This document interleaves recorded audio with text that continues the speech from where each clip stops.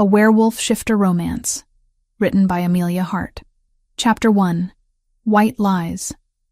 The morning sun filtered through sheer curtains, painting patterns across Violet Hayes's face as she blinked awake.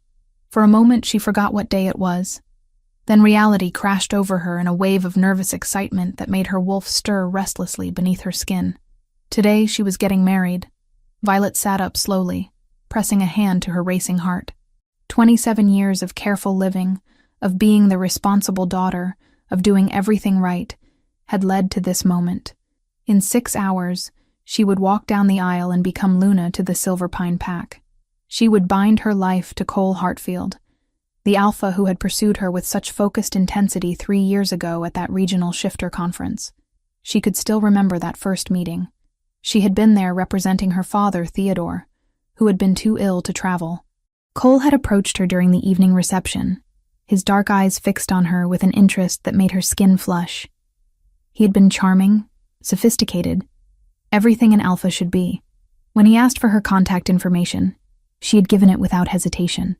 Their courtship had been traditional, formal. Cole respected boundaries in a way that felt safe after a lifetime of watching her younger sister Scarlett chase excitement and drama. Where Scarlett was impulsive fire, Violet had always been steady earth. Their parents, Theodore and Claire, had made no secret of which daughter they preferred. Scarlett's beauty turned heads. Her confidence commanded rooms. Violet had learned early that being reliable was her value. 6 months ago, Cole had knelt before her in her parents' living room, with Theodore and Claire watching from the doorway. The proposal had been proper, witnessed, exactly as pack tradition demanded. Violet had said yes, because everything made sense. Cole was a good match. The alliance would strengthen both families. Love would come with time. That was what she had told herself every time doubt crept in during quiet moments. A knock on her bedroom door pulled Violet from her thoughts. Her mother, Claire, slipped inside, already dressed in a soft blue dress that complemented her graying hair. As an Omega, Claire had always carried a gentle presence that put others at ease. This morning, though, tension lined her features. "Good morning, sweetheart," Claire said, moving to sit on the edge of the bed. "How are you feeling?" "Nervous," Violet admitted. "Is that normal?" "Completely normal." Claire reached out to tuck a strand of Violet's long, chestnut-brown hair behind her ear. The gesture was tender, but something in her mother's eyes seemed distant. "Your father wanted me to remind you that the car will arrive at 9 to take you to the venue. Cole's family will already be there, setting up." Violet nodded. The wedding Ivy lifted a small Ziploc from her purse, the kind she used when she worked inventory at the clinic. "Marcella sent this over," she said, holding up a scrap of ripped lace. "She found it in her shop's trash this morning and thought you should see it." Violet's vision tunneled. The torn piece matched her ruined gown perfectly. Same scalloped edge, same beadwork pattern. "There's more," Ivy added softly. Security pulled the building's hallway feed. "Scarlett, you carried the garment bag in at 6:12 a.m., the day of the wedding, and walked out 10 minutes later without it." Scarlett's practiced poise wavered. Her mouth opened, then closed. "Say it," Violet whispered. "Say what you did." Scarlett looked anywhere but at her. "I didn't want you to look perfect," she said at last, voice cracking. "Not when I was the one he actually wanted. Was being held at a beautiful estate on neutral territory. A location chosen carefully to respect both packs' boundaries. Everything had been planned with political precision.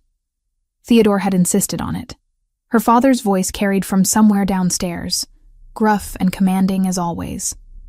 At 58, Theodore Hayes no longer held the beta title he had earned in his youth, but he still carried the authority of it.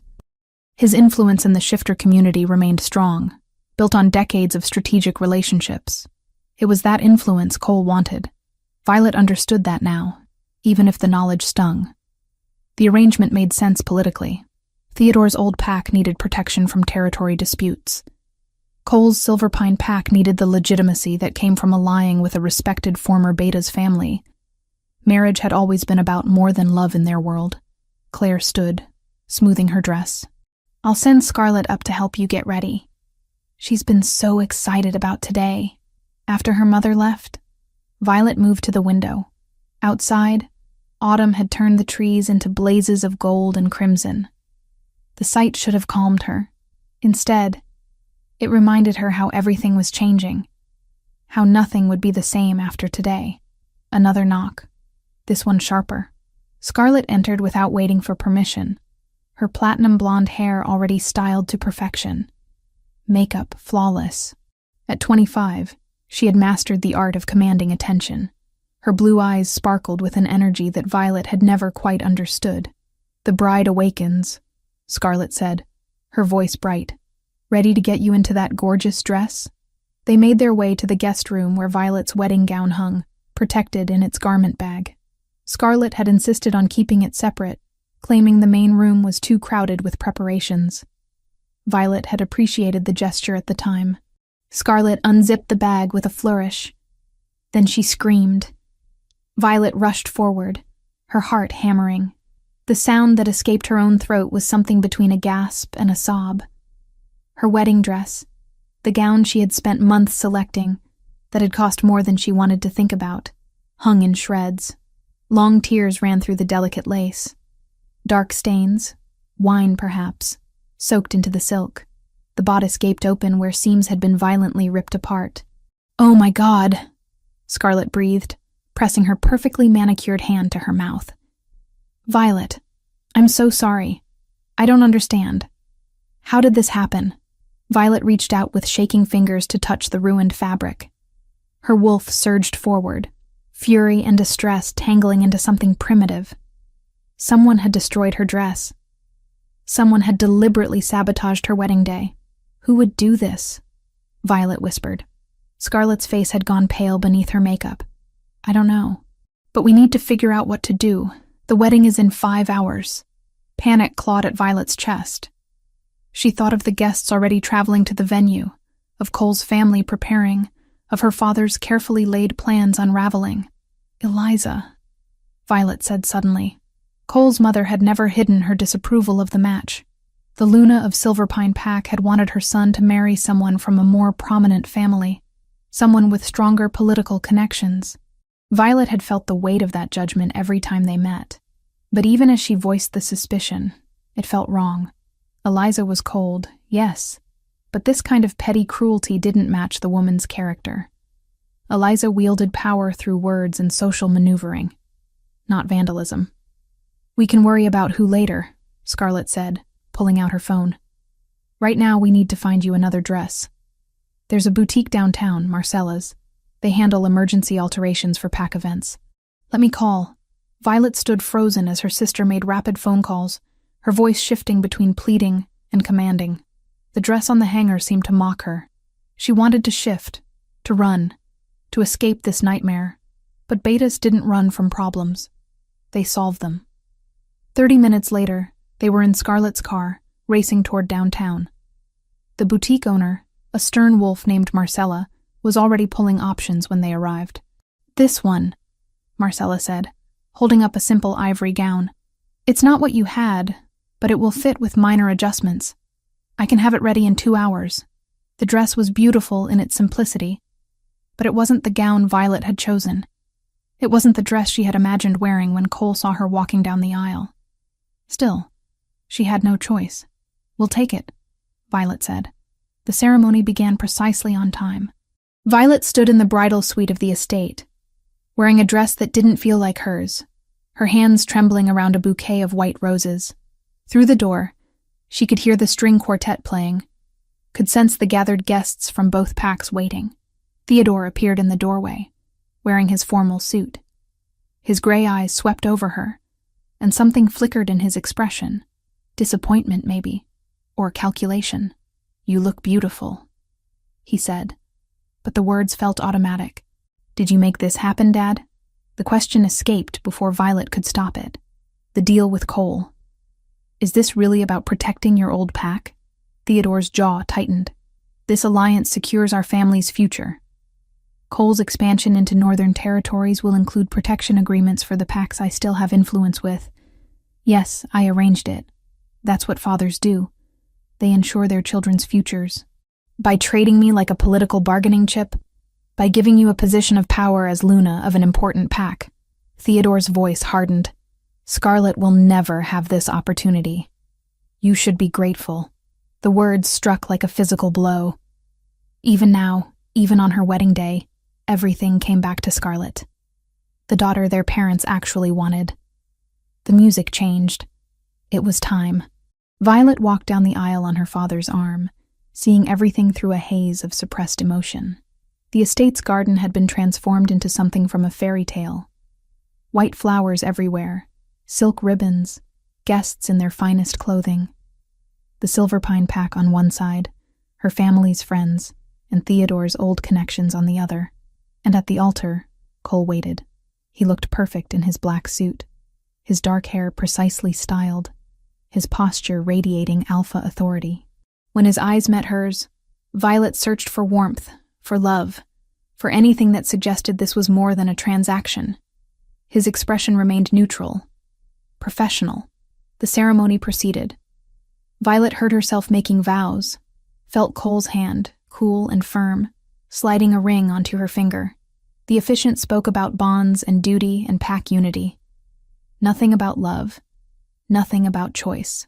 When Cole kissed her, it was brief, chaste, the kiss of two people fulfilling an obligation. The reception blurred together.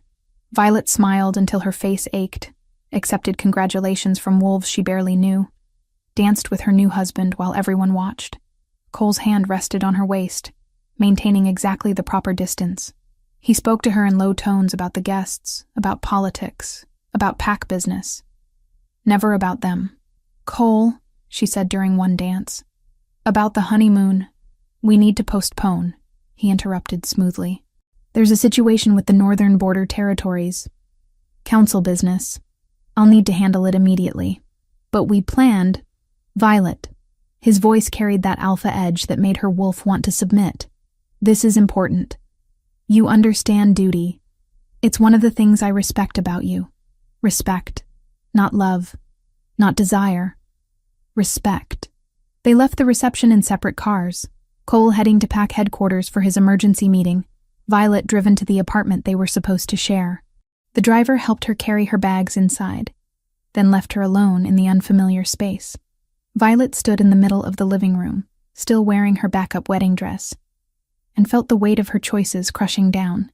This was her first night as a married woman, and she was completely alone. Her phone buzzed, a text from Cole. Don't wait up. This might take all night. She looked around the empty apartment, at the life she had just committed to, and felt her wolf howl inside her chest. This wasn't how it was supposed to be. This wasn't how any of it was supposed to feel. Violet sank onto the couch, careful not to wrinkle her dress, and wondered if the ruined gown had been an omen. A warning she had been too afraid to heed. Chapter 2. Unveiled Betrayal. 2 weeks of marriage felt more like 2 years. Violet had tried everything to settle into her new role as Luna of Silverpine Pack, but the apartment she shared with Cole remained cold and unwelcoming despite her attempts to make it home. She hung curtains, arranged furniture, cooked meals that went uneaten. Cole was never there. Each morning he left before sunrise, claiming urgent pack business. Each night he returned well after midnight, reeking of stress, and something else Violet couldn't quite identify. When she tried to initiate conversation, he responded with monosyllables. When she suggested they spend an evening together, he had another meeting, another crisis, another excuse. The pack house visits were worse. As Luna, Violet was expected to attend weekly gatherings where the female pack members discussed territory matters and community events. She had walked into her first meeting with genuine hope, ready to build relationships and prove her worth. The silence that greeted her entrance had been deafening. The women of Silverpine Pack smiled with their mouths but not their eyes. They answered her questions with minimal politeness and changed subjects when she approached conversations. After an hour of being systematically frozen out, Violet had excused herself to the bathroom and called Ivy. Her best friend had picked up on the first ring. "How's married life?" Ivy's voice was bright with forced cheer. "Ivy, something's wrong," Violet had whispered, pressing her back against the bathroom door. "Cole barely speaks to me. The pack women treat me like I'm invisible. This isn't what marriage is supposed to feel like. Give it time," Ivy had said, but her tone suggested she didn't believe her own words. You're adjusting to a new pack. These things take time. Now, standing in the produce section of the grocery store on a Tuesday afternoon, Violet heard her phone buzz. Ivy's name flashed on the screen. I need to see you, Ivy said without preamble. Can you meet me at the coffee shop? The one near your parents' house? 20 minutes later, Violet slid into a booth across from her best friend. Ivy's expression was troubled, her usual confidence replaced by obvious discomfort. What is it? Violet asked, though part of her didn't want to know. Ivy pulled out her phone, scrolling through social media. I've been watching your sister's Instagram. Violet, look at this. The photos were innocuous at first glance. Scarlet in various cafes, restaurants, parks. But as Ivy scrolled, a pattern emerged. In the background of several shots, barely visible, was a man. The same man. Dark hair, broad shoulders, a tribal tattoo visible on one forearm. Cole. This was posted 3 days ago, Ivy said, enlarging an image. And this one last week. They're always in the same places at the same times. Either it's the world's biggest coincidence or they're seeing each other, Violet finished, her voice hollow. The words should have hurt more than they did. Instead, Violet felt a strange numbness spreading through her chest. It made sense. It explained everything. Cole's distance, the pack's coldness, the destroyed wedding dress that had forced her into a backup gown. I could be wrong, Ivy said quickly. Maybe I'm seeing patterns that aren't there. But Violet was already standing, gathering her purse. I need to go home. Violet, wait. Let me come with you. No. I need to see this for myself. The drive back to the apartment felt surreal. Violet's wolf paced restlessly beneath her skin, sensing her distress. She parked in the underground garage and took the elevator up, her heart hammering against her ribs. The apartment was supposed to be empty. Cole had left that morning claiming a full day of territorial negotiations. Violet unlocked the door quietly, stepped inside, and heard voices from down the hall, from Cole's home office. She moved silently across the hardwood floor, her shifter stealth making her footsteps soundless. The office door stood slightly ajar. Through the gap, she could see Scarlet adjusting her blouse, tucking it back into her skirt. Her lipstick was smudged, her hair mussed. Violet pushed the door open fully. Scarlet spun around, her blue eyes widening in manufactured surprise. Violet? I didn't know you'd be home. Clearly. Violet's voice sounded distant to her own ears. She looked past her sister to where Cole sat behind his desk, his expression maddeningly calm. How long? How long what? Scarlet asked, but her tone was too innocent. Practiced. Don't. The word came out sharp. Don't insult me by pretending. How long have you been sleeping with my husband? Something flickered across Scarlet's face. Not shame. Not regret. Something closer to triumph. 3 months. The number hit Violet like a physical blow. 3 months. Her sister had been sleeping with Cole for 3 months, which meant the affair had started before the wedding, before Violet had walked down that aisle in her backup dress. You destroyed my wedding gown, Violet said, the pieces clicking into place with horrible clarity. That wasn't Eliza. It was you. Scarlet's smile was cold and beautiful. I couldn't let you walk down the aisle looking perfect. Not when you were stealing what should have been mine. Stealing? We're talking about my husband. Your husband. Scarlet laughed, the sound sharp and cruel. He was never yours, Violet. He was always mine. From the moment we met at that charity gala 6 months ago. Do you really think Cole chose you? Plain, boring, responsible Violet? Cole finally stood, moving around the desk. His expression remained neutral, as if they were discussing weather rather than betrayal. Violet, we need to talk. You think? Violet's hands were shaking. Her wolf wanted to surge forward, to shift, to tear something apart. She forced the animal down through sheer will. Tell me this is a mistake. Tell me I'm misunderstanding what I'm seeing. You're not misunderstanding anything.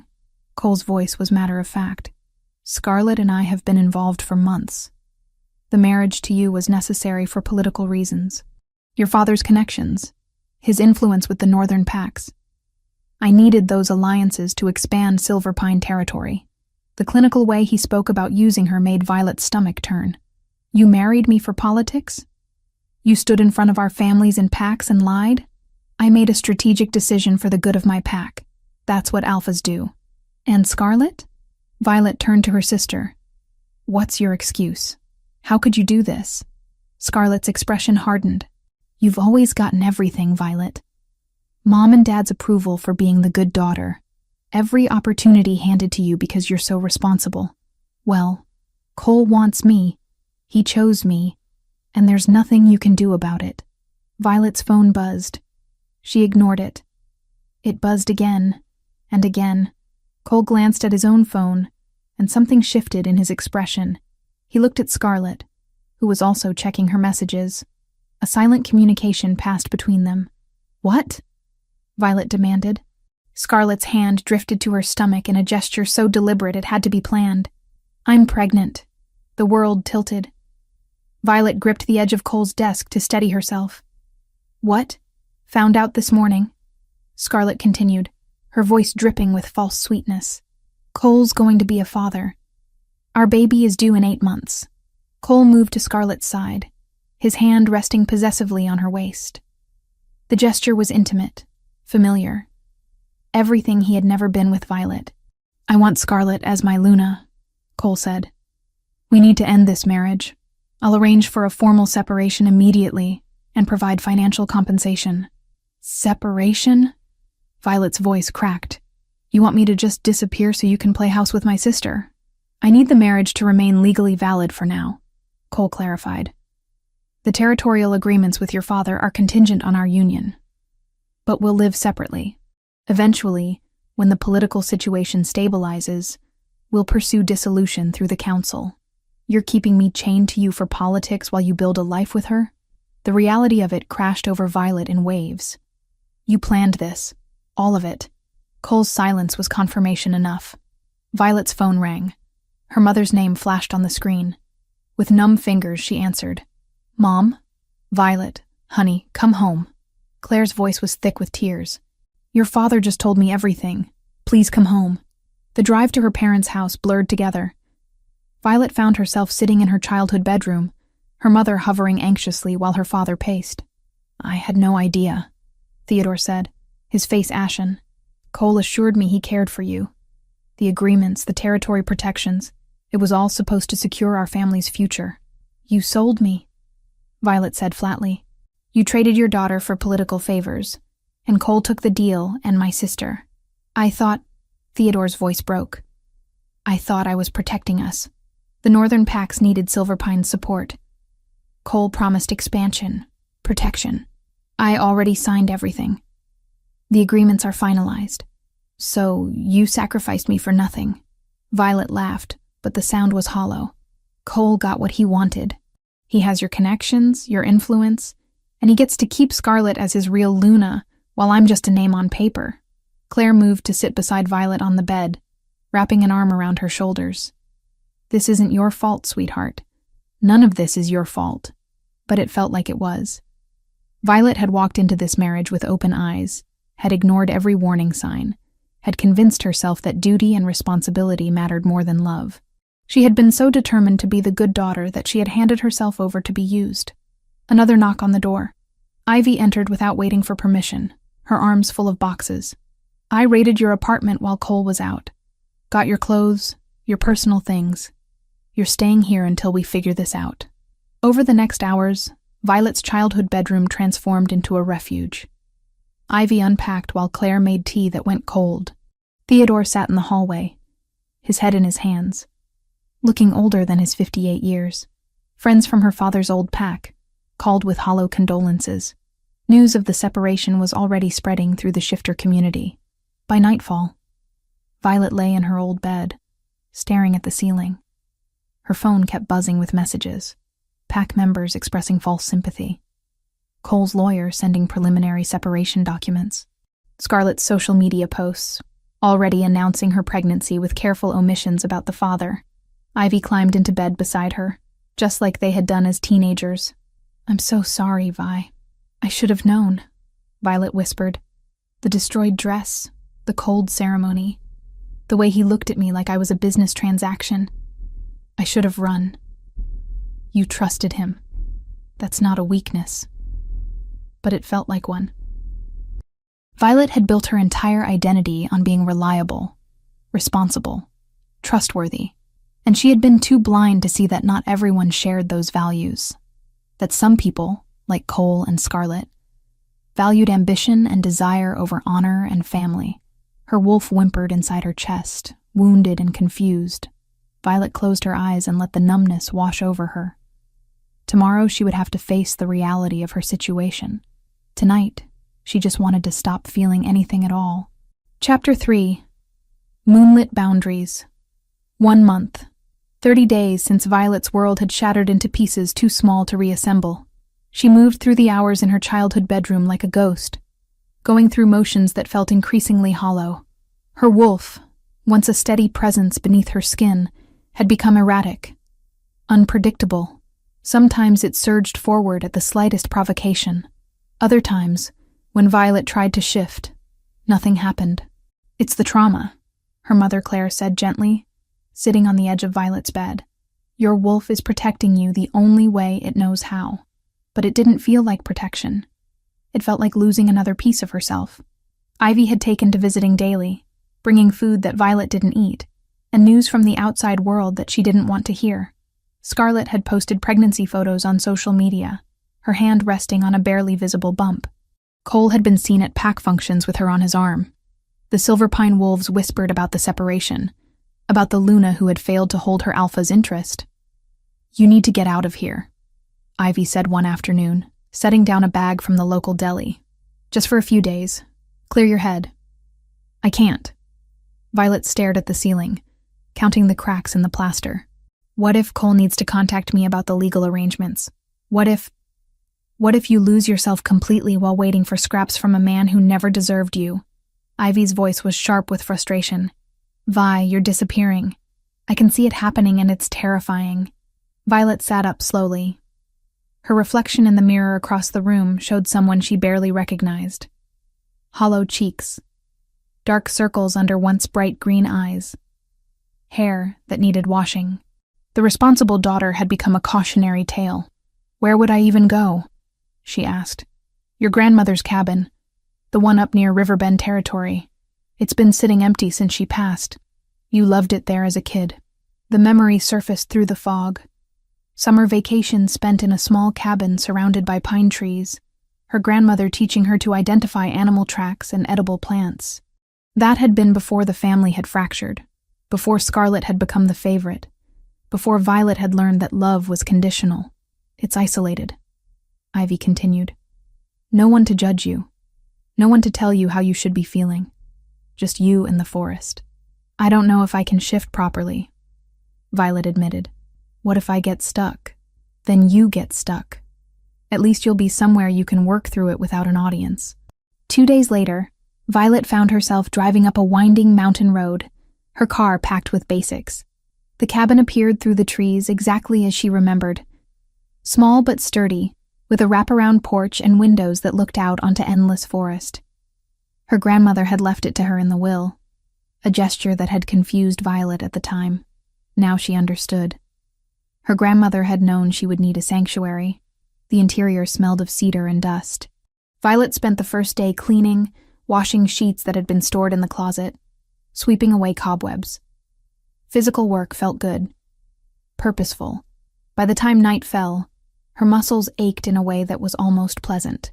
She stood on the porch as darkness settled over the forest. The moon was nearly full, its light filtering through the canopy. Her wolf stirred, restless and yearning. How long had it been since she had run? Weeks, maybe longer. Violet stripped off her clothes, leaving them folded on the porch railing. The shift came easier than she expected, though pain accompanied it. Bones realigning, muscles stretching, fur sprouting across skin that had been human moments before. When it finished, she stood on 4 legs, her senses suddenly alive with information. The scent of pine and earth, the sound of small creatures moving through underbrush, the pull of the moon overhead. She ran. For the first time in a month, Violet felt free. Her paws hit the ground in a steady rhythm. Trees blurred past. The night air filled her lungs with each breath. She ran without direction, without purpose, simply reveling in movement and speed, and the pure animal joy of existing in this form. She didn't realize she had crossed a boundary until the scent changed. The forest here smelled different, marked. This was pack territory. Violet skidded to a halt, her heart suddenly racing for different reasons. She had trespassed, entered another alpha's lands without permission. Every shifter knew the consequences of that mistake. The patrol appeared before she could retreat. 3 wolves, all larger than her, emerged from the shadows. Their postures were aggressive, but controlled. Guard wolves, doing their duty. The largest, a gray male with battle scars across his muzzle, growled low in his throat. Violet dropped into a submissive posture, belly low to the ground, ears flat.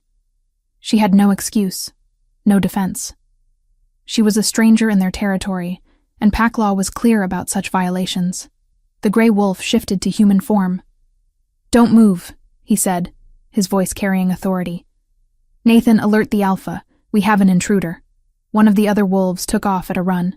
Violet remained frozen, her heart hammering. Cole had taught her about territorial disputes. Alphas could be brutal when defending their lands. At best, she would be escorted to the border and warned never to return. At worst, the minutes stretched. The 2 remaining patrol wolves circled her, keeping her trapped without physically touching. Violet's legs trembled with the effort of maintaining her submissive stance. Then she caught a new scent on the wind. Warm, complex, something that made her wolf perk up with interest despite their dangerous situation. Through the trees, a figure approached. He was tall, broad-shouldered, moving with an ease that suggested complete confidence in his territory. When he stepped into the moonlit clearing, Violet's breath caught. Griffin. As they walked, Violet realized her breathing matched his without trying. Inhale, exhale. A borrowed rhythm that steadied the ragged edges of fear. His scent, pine warmed by sun and something clean like river water, didn't crowd her the way other alphas did. It made space. When her paws slipped on loose needles, his hand hovered, but didn't touch until she nodded. Her wolf, skittish for weeks, went quiet, as if recognizing a pattern written under the skin. Westbrook. She recognized him from regional gatherings, though they had never spoken. The alpha of Riverbend pack was younger than Cole, maybe early 30s, with light brown hair that looked deliberately tousled and eyes that caught the moonlight. Even in the darkness, she could see the faint dimple in his chin. He studied her for a long moment, his head tilted. Then, impossibly, he smiled. "Well," he said, his voice carrying warmth that seemed at odds with the situation. "This is unexpected. Nathan, what have we caught?" "Unknown female alpha," the gray wolf reported. "She crossed the eastern boundary approximately 10 minutes ago. No identification, no stated purpose." Griffin crouched down, bringing himself closer to Violet's eye level. "Hey there, little wolf. You seem lost. And scared. Neither of those things requires you to be quite so terrified." The gentleness in his tone made something in Violet's chest crack. She wanted to shift back, to explain, but her body refused. The trauma that had made shifting difficult also made it unpredictable. She was stuck. "Can't shift back?" Griffin asked, as if reading her thoughts. He glanced at his patrol. "Give us some space. I'll handle this." The other wolves retreated, though Nathan looked uncertain. "Alpha, we don't know if she's dangerous. Look at her, Nathan. She's barely holding herself together. I think I can manage." Once they were alone, Griffin sat cross-legged on the forest floor. The gesture was deliberately non-threatening. "I'm going to guess you didn't mean to trespass. You were running, lost yourself in the moment, and ended up somewhere you shouldn't be. Am I close?" Violet managed a small nod. "Thought so. Been there myself, actually. First year as alpha, I was so stressed I shifted and ran straight through 3 different territories before I realized what I'd done. Caused a diplomatic incident. My beta still brings it up at parties. Despite everything, Violet felt the smallest flutter of amusement. So, here's what we're going to do, Griffin continued. I'm going to walk you back to the border. We'll take it slow. And I'm going to talk the entire way because silence is boring and you look like you could use a distraction. Sound good? Another nod. Griffin stood, brushing dirt from his jeans. Come on then. Stay close. They walked through the forest at an easy pace. True to his word, Griffin talked. He told her about the time his patrol had mistaken a very large dog for a rogue wolf and chased it through town. About the pack member who insisted on baking experimental desserts that usually ended in disaster. About the ongoing debate over whether movie night should feature action films or comedies. His voice was steady, calming. The stories were clearly meant to distract, to ease the tension in her frame. Violet found herself listening, her fear gradually receding. This wasn't how alphas were supposed to act. They were meant to be stern, commanding, focused on power and dominance. Griffin seemed more interested in making her comfortable. You're in pain, he said suddenly, his tone shifting. Shifting hurts you right now. Physical pain, not just the normal discomfort. Violet faltered in her steps. How had he known? I can smell it, Griffin explained. And I can see it in the way you're moving. Trauma does that sometimes. Makes the shift unpredictable. Makes everything harder. He paused. Whatever you're going through, whatever brought you to my territory tonight, I'm sorry. The kindness in his voice was too much. Violet felt her control slipping. She needed to shift back. Needed to explain. Needed to leave before she completely fell apart in front of this stranger. Take your time, Griffin said softly. There's no rush. We're almost to the border anyway. They emerged into a small clearing. Griffin pointed to a line of stones marking the boundary. That's neutral territory. Once you cross, you're safe from pack law. Violet focused every ounce of willpower on the shift. It came reluctantly, painfully. Her bones protested the change. Her muscles spasmed. When it finally finished, she collapsed to her knees, gasping. Griffin immediately pulled off his jacket and draped it around her shoulders. Easy. You pushed too hard. I'm sorry. Violet managed through tears she couldn't control. I didn't mean to trespass. I wasn't thinking. I just needed to run, and I lost track of where I was. Hey, no harm done. Griffin crouched beside her again. You want to tell me why shifting hurt that much? Violet shook her head. It's complicated. Most things worth discussing are. He studied her face in the moonlight. You're not from any pack I recognize. New to the area? Temporary, Violet said. I'm staying at my grandmother's cabin. Just for a few days. The old Hayes property. Griffin's expression brightened. I remember your grandmother. She used to bring cookies to the pack house when I was a kid. You're her granddaughter? Violet Hayes. Something shifted in Griffin's eyes. Recognition. She watched him connect the dots. Hayes. The failed marriage to Silver Pines Alpha. The separation that had become gossip fodder throughout the region. But instead of pity or judgment, Griffin simply said, Well, Violet Hayes, I'm Griffin Westbrook, and I'm glad you're okay. He stood, pulling a phone from his pocket. I'm going to give you my number. If you need anything while you're here, call. If you want to run but you're worried about crossing boundaries again, call. If you just need someone who won't ask questions, call. Why would you do that? Violet asked. You don't know me. Griffin smiled, and the dimple appeared in his chin. Because everyone needs someone who understands what it's like to lose control sometimes. And because you looked like you needed a friend tonight more than you needed an alpha enforcing territory rules, he helped her to her feet, steadying her when she swayed. Get some rest. Your wolf will feel better after you've slept. Violet watched him disappear back into his territory, his jacket still warm around her shoulders. In her hand, his phone number glowed on her screen. For the first time in a month, she felt something other than despair. It was small, fragile, barely there at all, but it felt remarkably like hope. Chapter 4. Roots and Renewal. 3 nights after her encounter with Griffin, Violet woke at 2 a.m, drenched in sweat, her heart racing so fast she thought it might burst through her ribs. The nightmare had been vivid, Cole's voice telling her she was worthless, Scarlett laughing, the wedding dress in shreds, her parents watching with disappointment etched across their faces. She stumbled out of bed, legs shaking, and barely made it to the bathroom before she was sick. Her reflection in the mirror showed someone she didn't recognize. Wild eyes, trembling hands, the panic attack. The healer's hands were steady and cool against Violet's pulse. "Your wolf isn't failing you," she said, listening to Violet's breath. "She's overprotecting you." Acute betrayal trauma can scramble the feedback loop between human mind and animal instinct. Your shifts stall, come late, or hurt. We treat it like any torn muscle. Slow exposure, consistent grounding, and someone you trust talking you back when panic spikes. Will it stop? It won't vanish overnight, the healer said, but it will answer to patience and practice. You're already mending. Gripped her chest like a vice, making it impossible to breathe properly. Her phone sat on the nightstand. Griffin's number glowed on the screen from where she had saved it. Violet stared at it for a long moment, pride warring with desperation. She barely knew him. He was an alpha with responsibilities. It was the middle of the night. Her fingers dialed before conscious thought could stop them.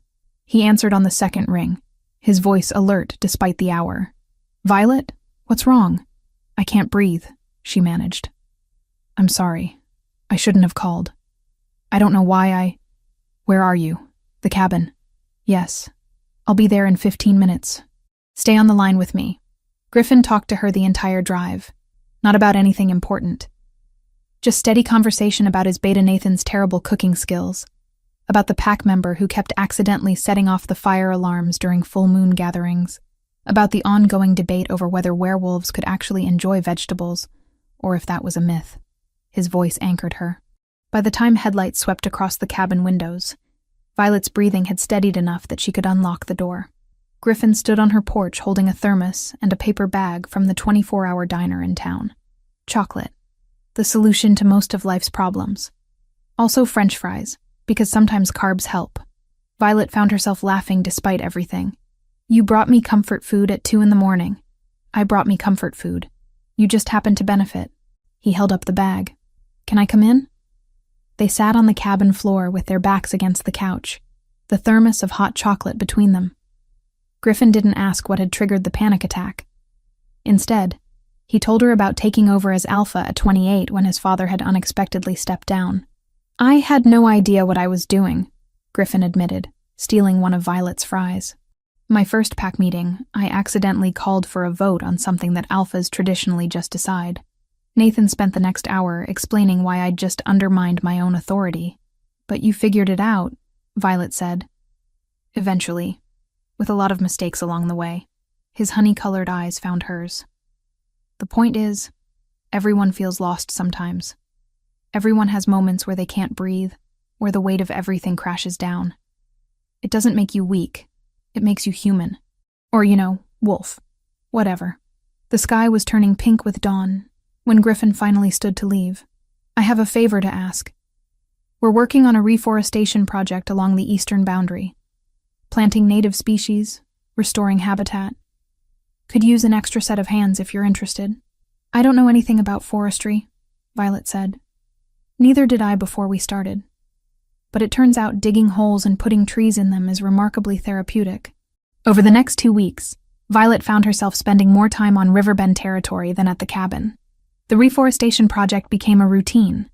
She would arrive mid-morning to find Griffin and a rotating crew of pack members already working. They planted saplings, cleared invasive species, marked areas for future growth. The physical labor was exactly what Violet needed. By a week later, Marcella emailed a formal statement and footage stills. Claire submitted them to the council's ethics board, and the verdict came quiet and clean. Community service, restitution for the destroyed gown, and a temporary ban on attending interpack functions unsupervised. For once, Scarlett's beauty didn't open any doors. The end of each day, her muscles ached in a satisfying way that left little energy for dwelling on her shattered marriage. The pack members treated her with casual friendliness, never mentioning silver pine or coal or any of the gossip that must have reached them. Griffin worked alongside everyone else, his shirt invariably covered in dirt by noon, his laughter carrying through the trees. He had a gift for making people comfortable. Pack members joked with him as easily as they followed his instructions. There was no rigid hierarchy, No fear-based obedience, just genuine respect. Your pack really loves you, Violet observed one afternoon as they took a water break. Griffin shrugged, looking almost embarrassed. They tolerate me, mostly because Nathan keeps me from making terrible decisions. That's not what I see. What do you see? Violet considered the question carefully. I see an alpha who cares more about his people than his power, who shows up at 2 a.m. with chocolate when someone needs help, who gets his hands dirty instead of just giving orders. Something shifted in Griffin's expression. The usual humor faded, replaced by an intensity that made Violet's breath catch. And what about you, Violet? What do you need? The question hung between them. Violet was acutely aware of how close they were standing, how the afternoon sun caught gold highlights in his hair, how his scent of pine and something uniquely him seemed to wrap around her. I don't know anymore, she admitted. Griffin reached out slowly, giving her time to retreat, and tucked a strand of hair behind her ear. His fingers lingered against her cheek. I think you do. You're just afraid to want it. Violet's heart hammered. She swayed toward him, drawn by something she couldn't name. His gaze dropped to her lips. The moment stretched, charged with possibility. Then her phone rang, shattering the tension. Cole's name flashed on the screen. Violet stepped back quickly, answering with a trembling hand. What do you want? We need to finalize the separation paperwork, Cole said, his voice cold and businesslike. Where are you? That's none of your concern. It is if you're ignoring legal documents. I'm sending my lawyer to your parents' house. Be there tomorrow at 2. The call ended before Violet could respond. She stood frozen, the phone still pressed to her ear. Everything okay? Griffin asked carefully. Cole wants to meet about the separation. Do you want company? Moral support? Violet shook her head. I need to handle this myself. But the next afternoon, when she arrived at her parents' house to find Cole's car already in the driveway, her courage faltered. She sat in her vehicle for several minutes, gathering strength. The front door opened. Cole stepped out, spotted her car, and his expression darkened. Then his gaze shifted to something behind her. Violet turned to see Griffin's truck pulling up to the curb. I thought you might want backup after all, Griffin said, climbing out. Nathan's waiting at the coffee shop down the street if you need us to disappear. Cole stalked toward them, every line of his body radiating alpha aggression. Who the hell is this? Griffin Westbrook, Griffin said pleasantly, extending his hand. Alpha of Riverbend Pack. Cole ignored the offered handshake. What's the Alpha of Riverbend doing with my wife? Your separated wife, Griffin corrected, his tone still friendly but with an edge beneath. Who called me because she needed support. Something you seem to have forgotten how to provide. This is none of your business. Actually, when you make Violet uncomfortable enough that she needs someone else there, it becomes my business. Violet stepped between them before the territorial posturing could escalate. Cole, let's just get this over with. But Cole's attention was fixed on Griffin, his nostrils flaring as he scented the air. You've been spending time together. I can smell him on you. We're friends, Violet said firmly. That's allowed, even in a separation. Friends. Cole's laugh was harsh. How convenient. You couldn't hold my interest, so you're already moving on to another alpha? The words struck like physical blows. Violet felt her wolf surge forward, fury replacing fear. But before she could respond, Griffin moved smoothly between them. That's enough, Griffin said, his voice carrying alpha command now. You don't talk to her that way. You have no authority here. Cole snarled. Actually, we're on neutral ground, which means pack hierarchy doesn't apply. Griffin's pleasant demeanor had vanished completely, replaced by something cold and dangerous. What does apply is basic decency, which you seem to lack. For a moment, Violet thought they might actually fight. Both alphas were tense, ready to shift at the slightest provocation. The air crackled with supernatural energy. Stop. Violet's voice cut through the tension. Both of you. Griffin, thank you, but I can handle this. Cole, you want me to sign papers? Fine. But you don't get to comment on my life anymore. You lost that right when you chose my sister. She pushed past both of them into the house. Her parents were in the kitchen, pretending not to have witnessed the scene outside. Cole's lawyer sat at the dining table with a stack of documents, An hour later, Violet emerged having signed everything: formal separation, division of the minimal assets they'd accumulated in 2 weeks of marriage, agreements about how the legal marriage would continue for Cole's political purposes while they lived completely separate lives. Griffin was still there, leaning against his truck. Cole's car was gone. "You waited," Violet said. "Of course I waited." Griffin straightened. "Are you okay?" "I don't know." Violet felt exhausted down to her bones. He was right, wasn't he? About me not being enough to hold his interest. "Hey." Griffin caught her hand. "Cole's a manipulative bastard who used you for political gain.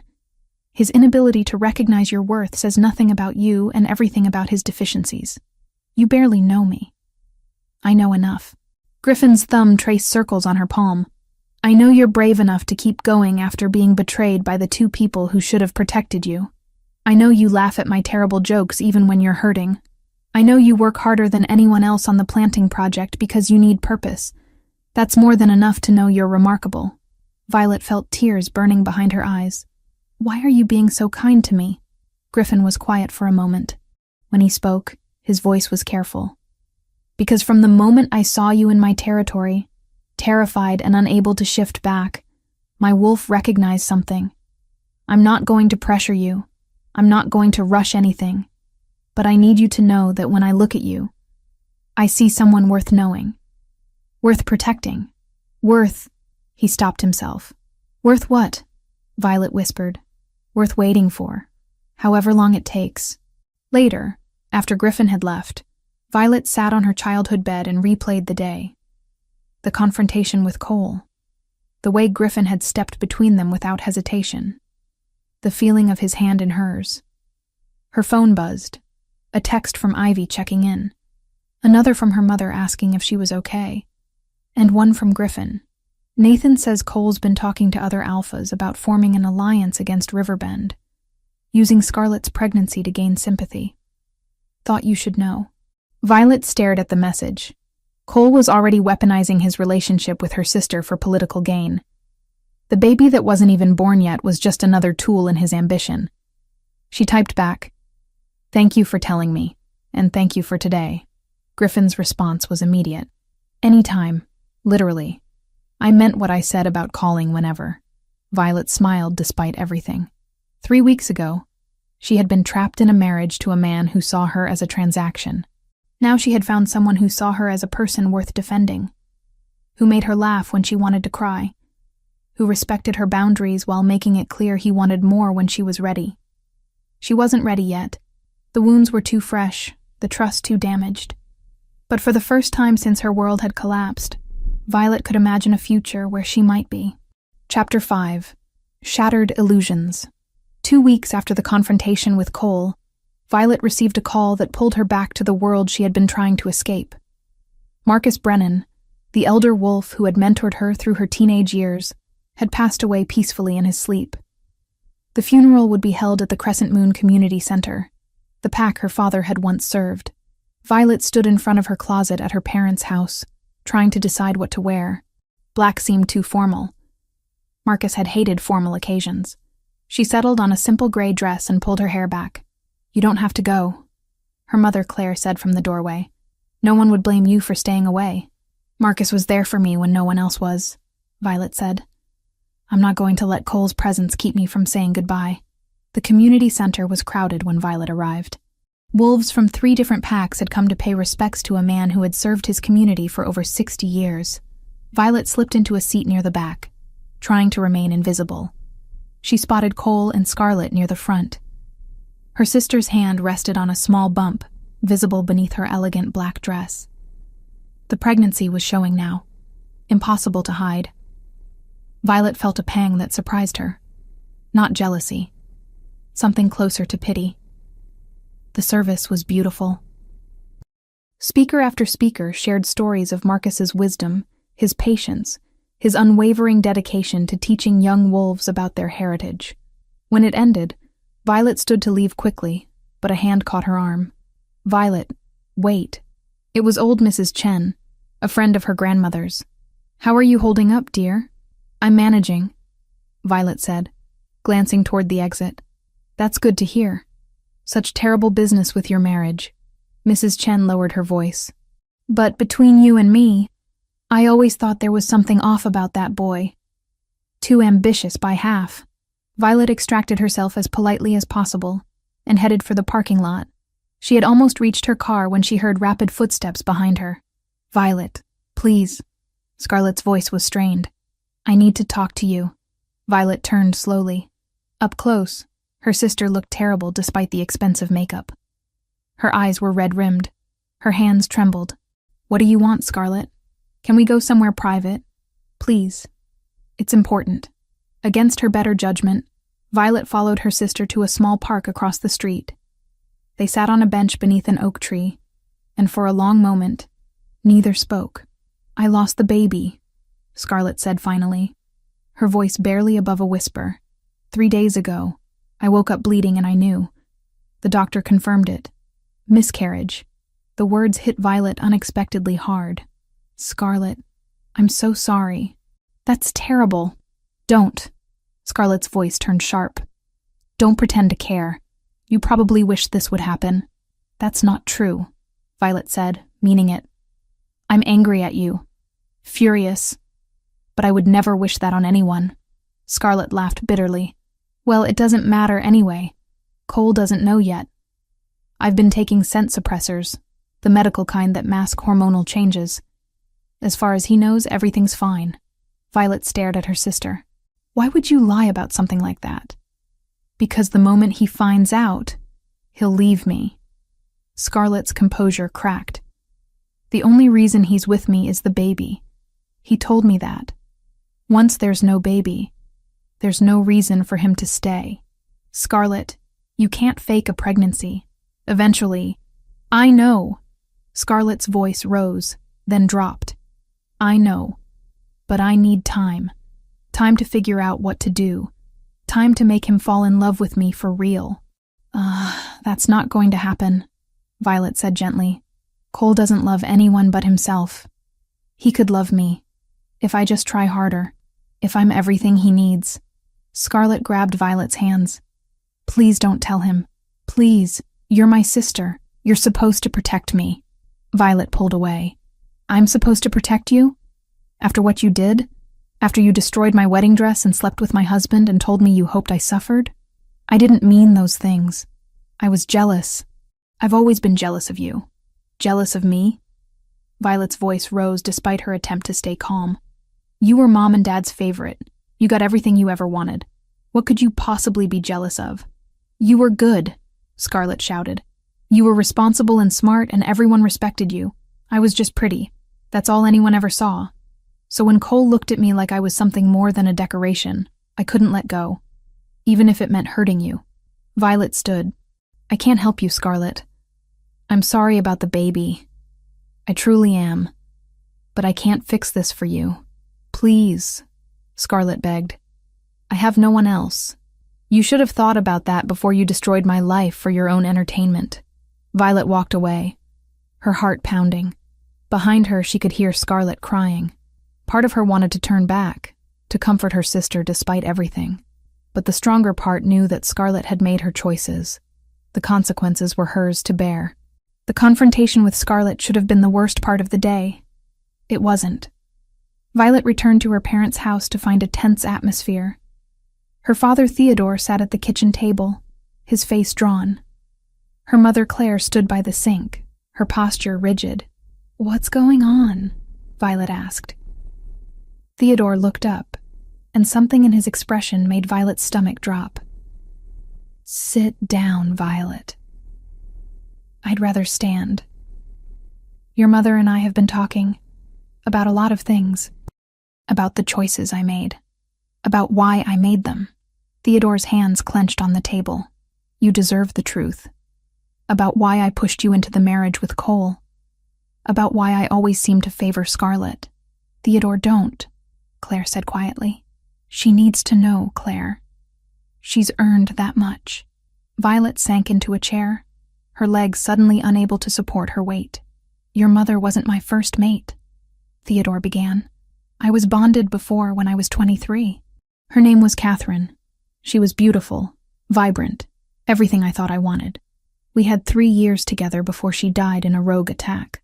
Violet's breath caught. She had never known her father had been bonded before. I was destroyed, Theodore continued.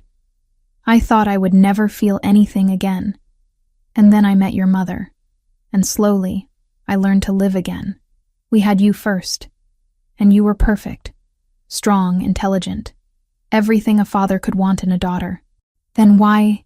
Violet started. Let me finish. Theodore's voice was rough. 2 years later, Scarlett was born. And the moment I saw her, I saw Catherine. The same blonde hair, the same blue eyes, the same smile. It was like having her back in a way. And I couldn't help myself. I favored Scarlett because loving her felt like honoring Catherine's memory. The words landed like physical blows. Violet's entire childhood suddenly made horrible sense. The preferential treatment. The constant feeling of not being enough.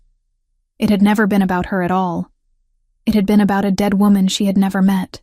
You sacrificed me for a ghost, Violet whispered. I sacrificed you for nothing, Theodore said, his voice breaking. I destroyed my relationship with you to preserve a memory. And when Cole offered his political alliance, I saw it as a way to give you value, to make up for years of treating you like you were less important.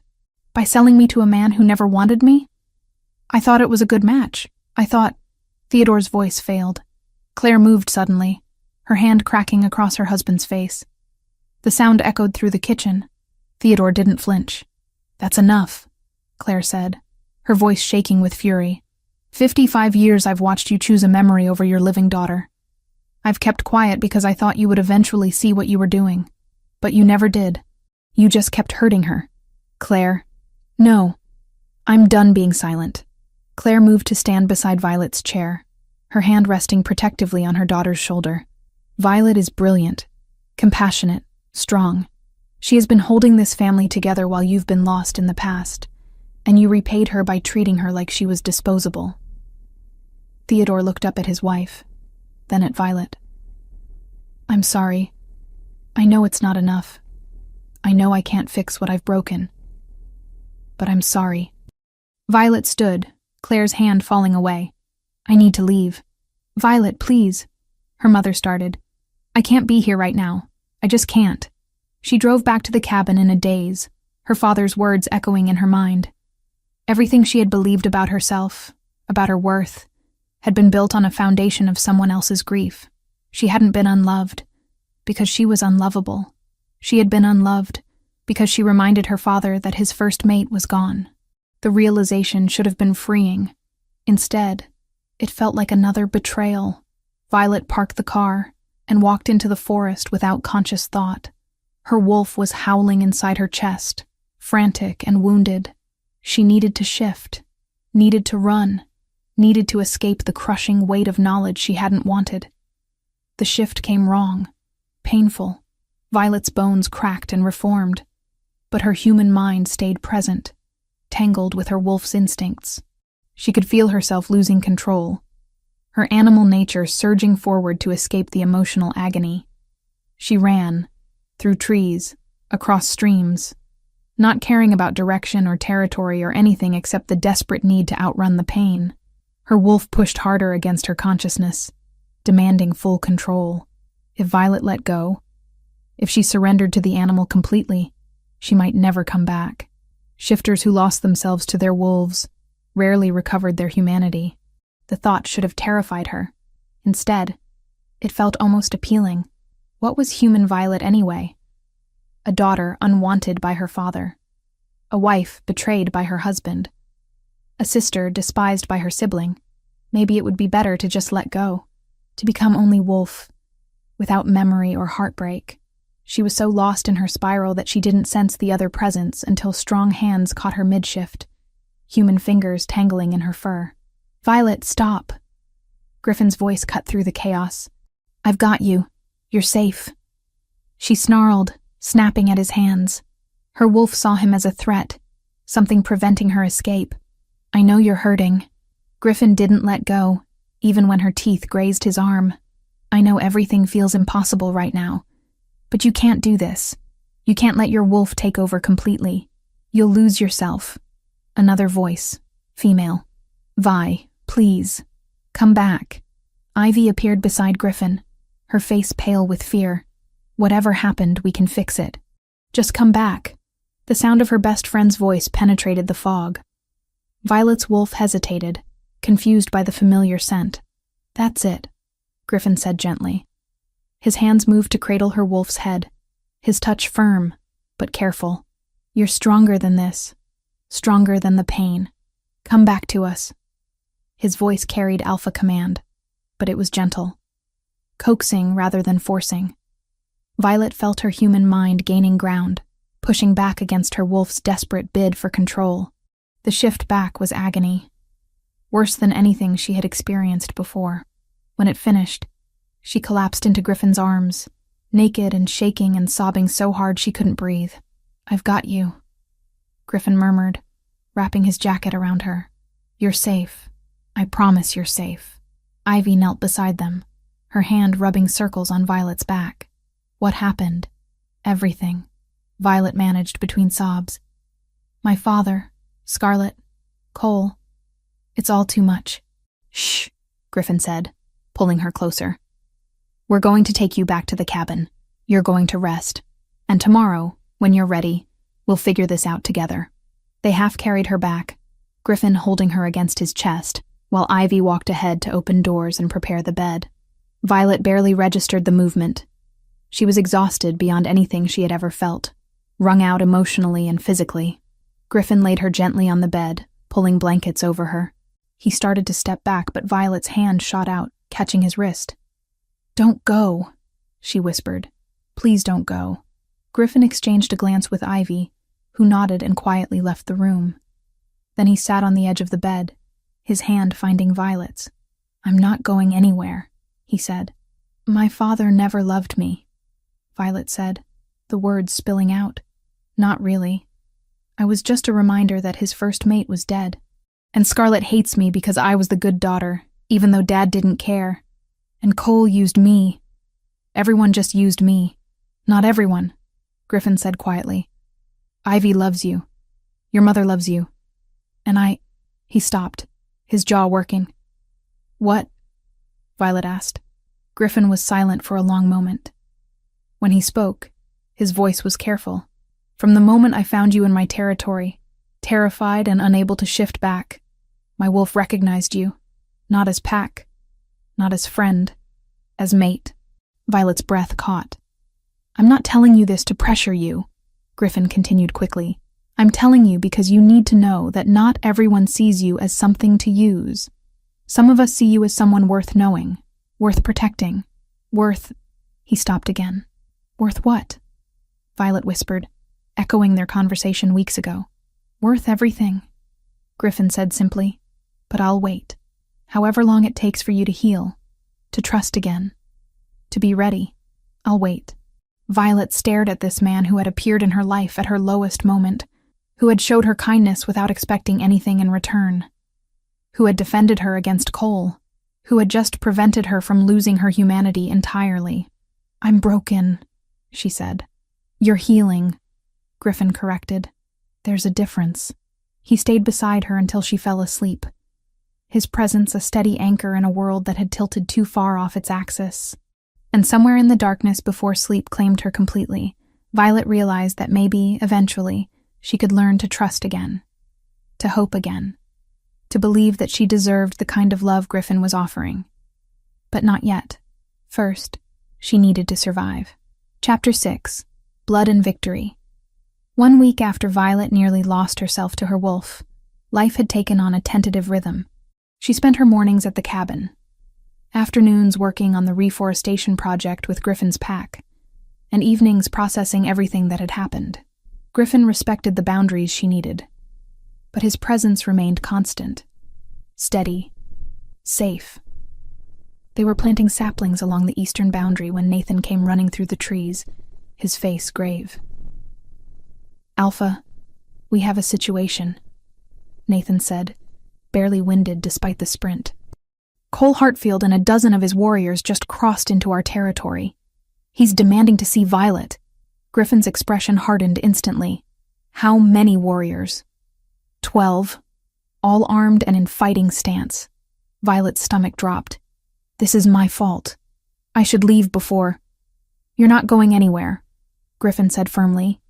He turned to Nathan. Alert the pack. Full defensive formation, but no aggressive moves unless I give the order. Violet stays with me.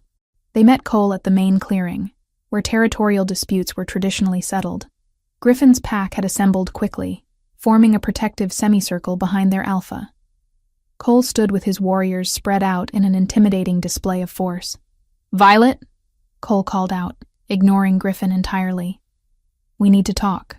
Alone. Anything you need to say, you can say in front of witnesses, Violet replied, her voice steadier than she felt. Cole's jaw tightened. The separation was supposed to be temporary. I've decided it's time for you to return home. Our marriage remains legally valid, and pack law states that you're trespassing on my territory with an armed force, Griffin interrupted, his voice carrying alpha command. That's an act of aggression. I'm reclaiming my wife. Your separated wife who wants nothing to do with you, Griffin countered. Leave. Now. Cole's eyes flickered with something dangerous. You have no say in this, Westbrook. Violet is bound to me by legal marriage, witnessed by both packs and ratified by the regional council. Those agreements give me the right to demand her presence. Griffin stepped forward, placing himself between Cole and Violet. Those agreements were built on fraud. You used her for political gain while sleeping with her sister. Any alpha with integrity would dissolve the bond immediately. Integrity? Cole laughed coldly. This from the alpha who's been harboring another man's wife for weeks.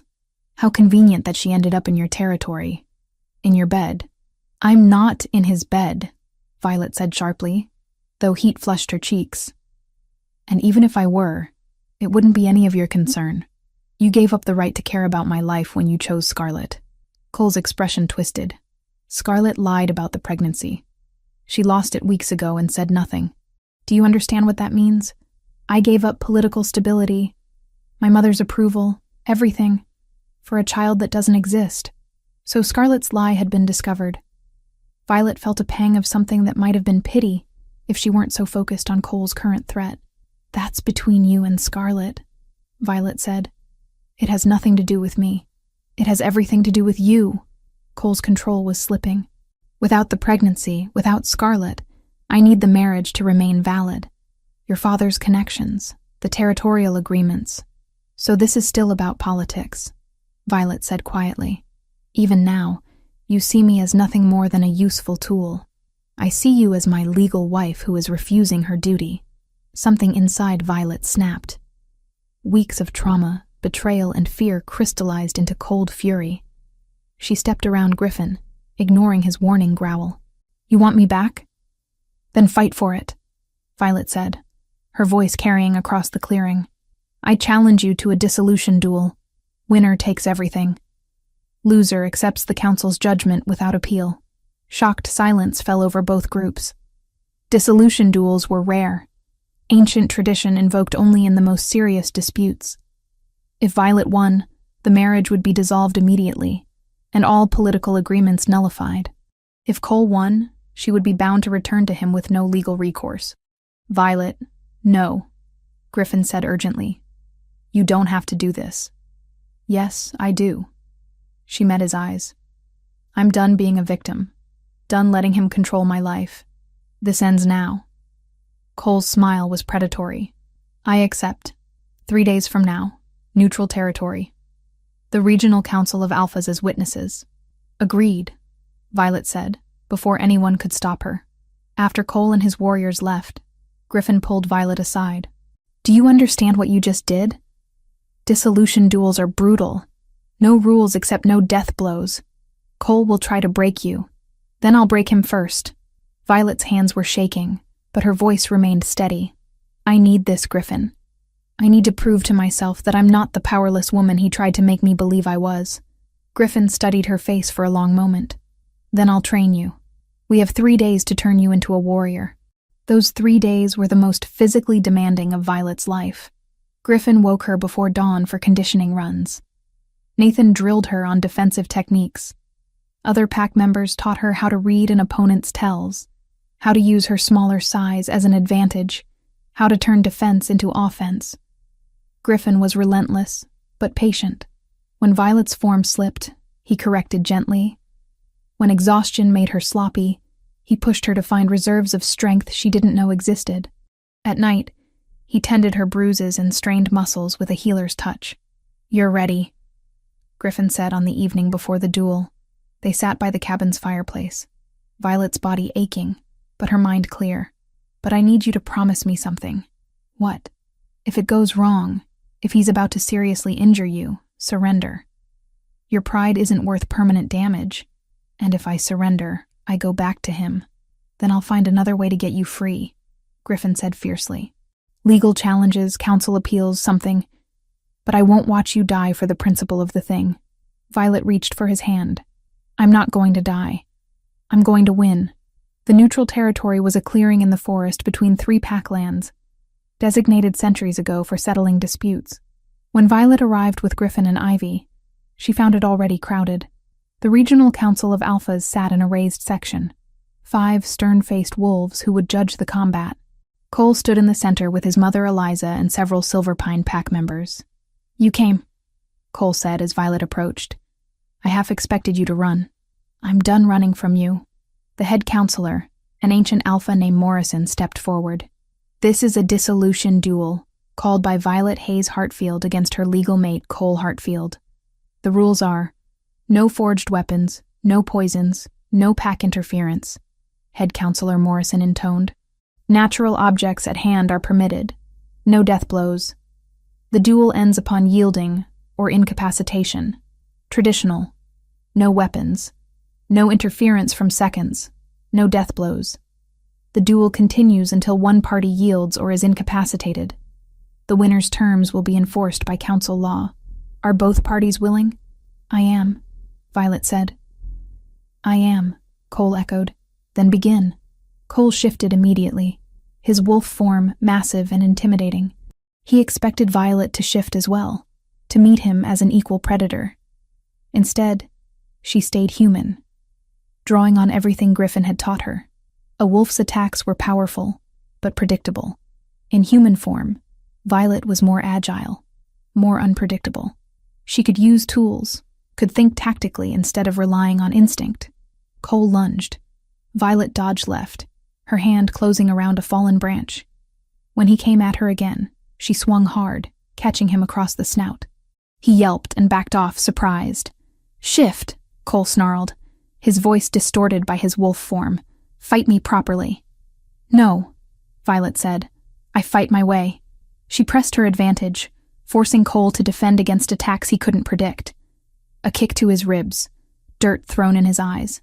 When he finally caught her arm in his jaws, she didn't panic. Instead, she used her free hand to gouge at his eyes until he released her. The fight lasted 20 brutal minutes. By the end, both were bleeding, exhausted, and desperate. Cole pinned Violet to the ground, his weight crushing her chest. His jaws opened near her throat. "Yield," he demanded. Violet's hand found a rock.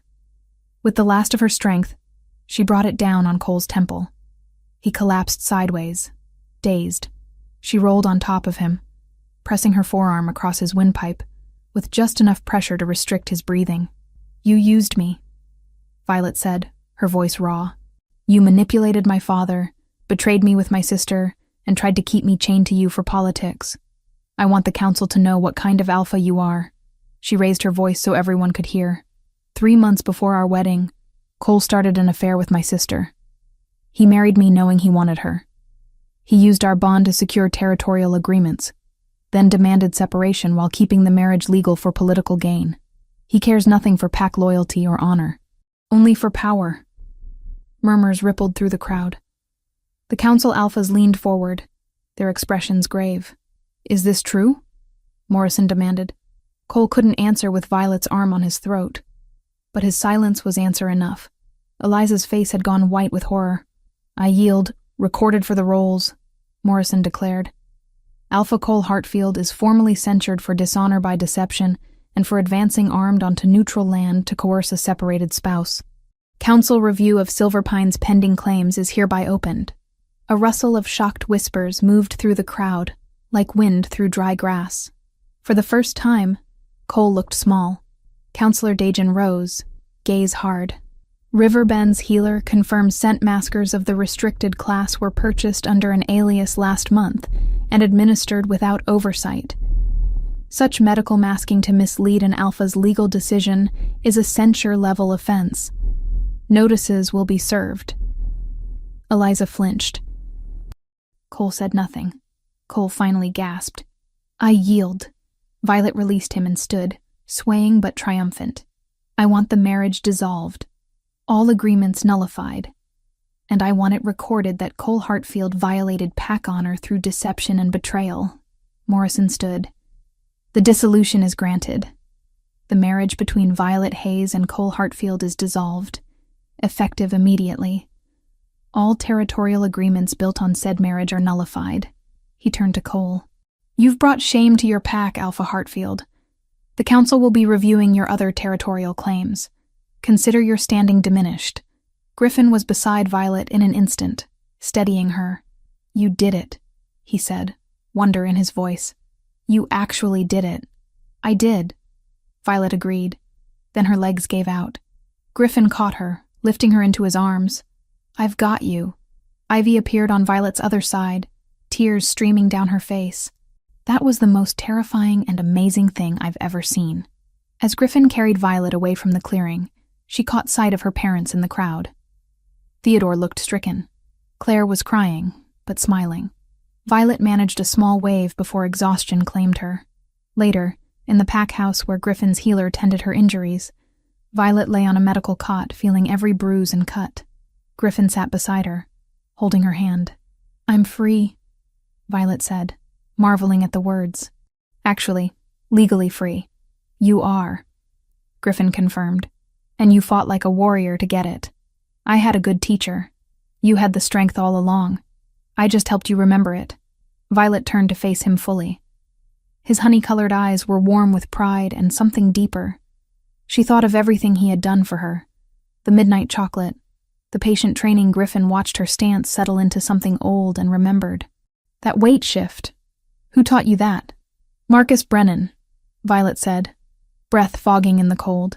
He used to make me shadow box in the community center after everyone left. Said a beta's best weapon was timing. Good, Griffin replied, circling. Then we're not teaching. You're retrieving. And piece by piece, her body remembered what grief had buried.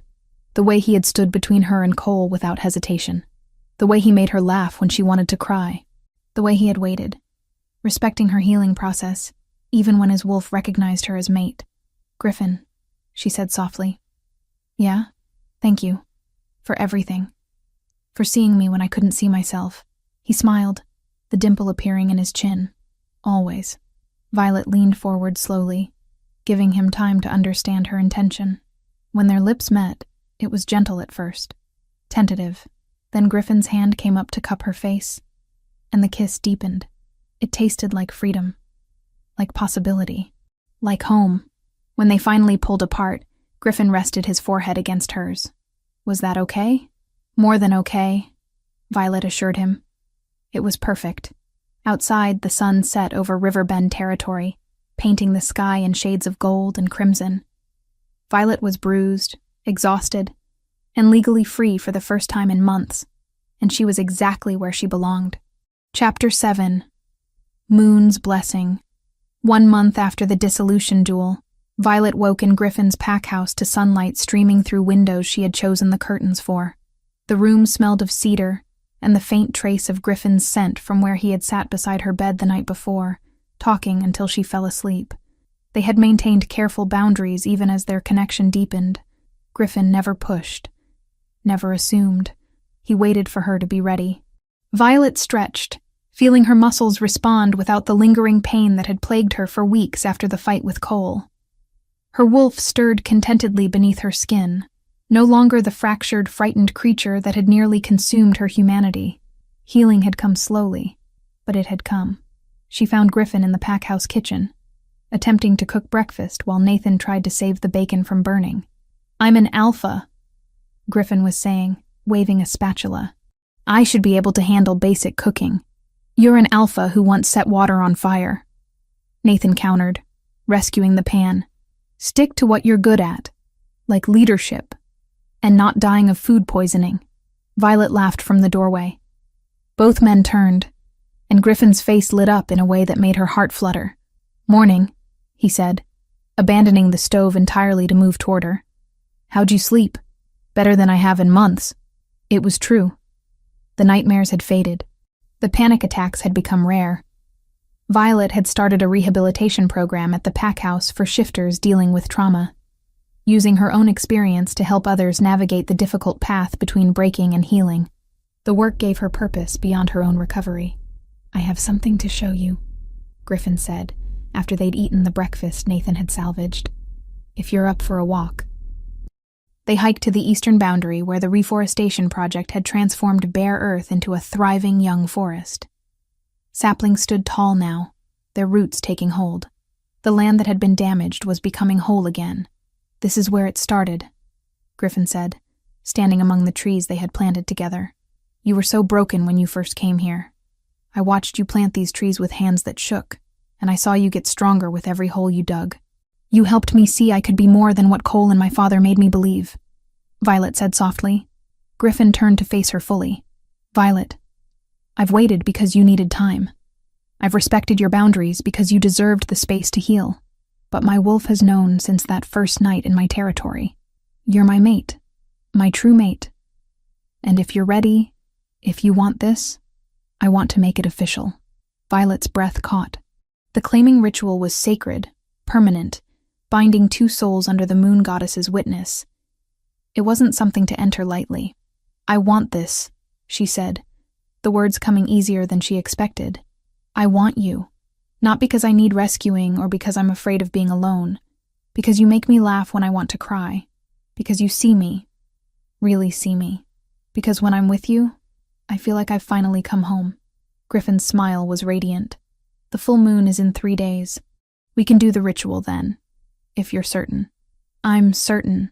The claiming ritual required preparation. Violet spent 2 days with the pack's elders learning the traditional words, understanding what the bond would mean. She would become Luna of Riverbend.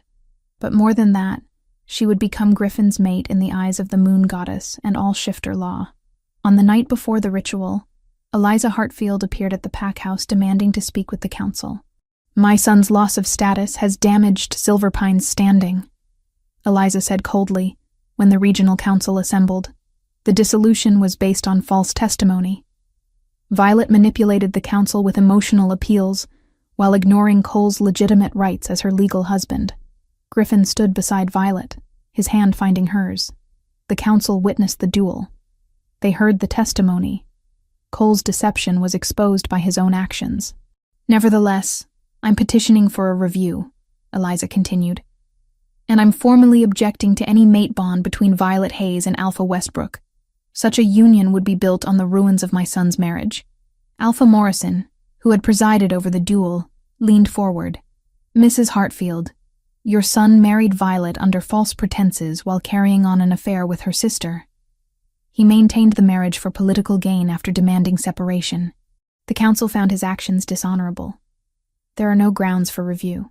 "Then let me speak plainly," Eliza said, her gaze shifting to Violet. "I knew about the affair. I knew Cole was sleeping with Scarlett before the wedding.